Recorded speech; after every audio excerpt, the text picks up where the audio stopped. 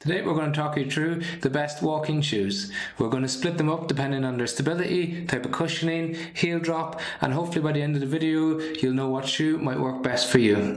I'm James, a knee, foot and ankle specialist, and I'm providing advice on footwear for over 10 years. So first up, we're going to talk about different types of support and cushioning within a shoe. So as you can see, we've got a range of 5 shoes.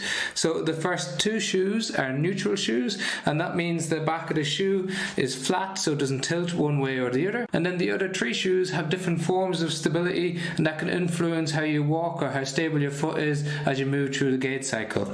So we'll talk about the first 2 neutral shoes first, which are the Brooks Ghost 15 and the Asics Gel Cumulus 25. So 2 different types of cushioning within each.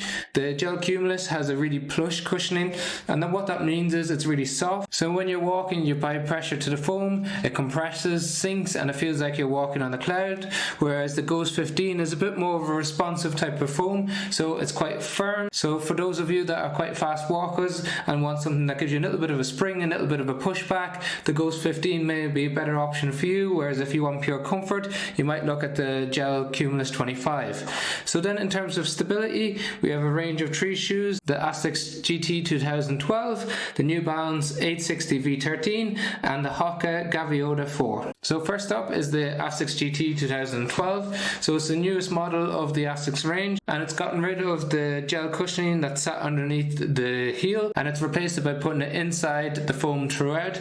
That gives a nice cushioned feel. It's got the FF Blast cushioning that has become notoriously associated with the Asics shoe because it's super light and it gives a nice cushioned feel. A little bit softer than the Brooks, but not as soft as the Gel Cumulus, so it still is a little bit responsive while giving that extra bit of support towards the inside of the shoe. The more traditional type of support falls within the New Balance 860 V13. On the inside of the shoe is what we call a medial post, and that puts a slight tilt on the inner aspect of the foot, and it gives a little bit of support under the arch of the foot. So that can be helpful if you've got conditions that cause pain and fatigue in the arch of the foot after walking for long periods of time. It's also got a responsive type of cushioning, but doesn't give as much feedback as you get from the Asics GT 2000.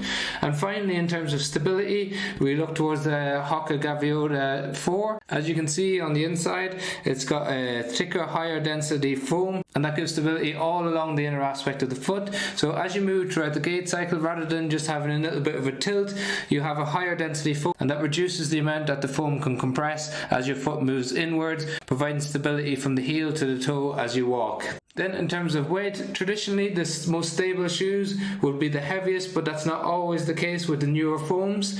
So you have the Brooks and the Cumulus that are very similar weight, and then you have much heavier weights in the Gaviota and the New Balance, but actually the GT 2000 is the winner here. It's only 0.2 of an ounce heavier than the Cumulus and the Brooks Ghost 15, whilst providing that extra bit of stability. So if you're looking for a stable shoe that's nice and light, perhaps the GT 2000 is the right type of shoe for you.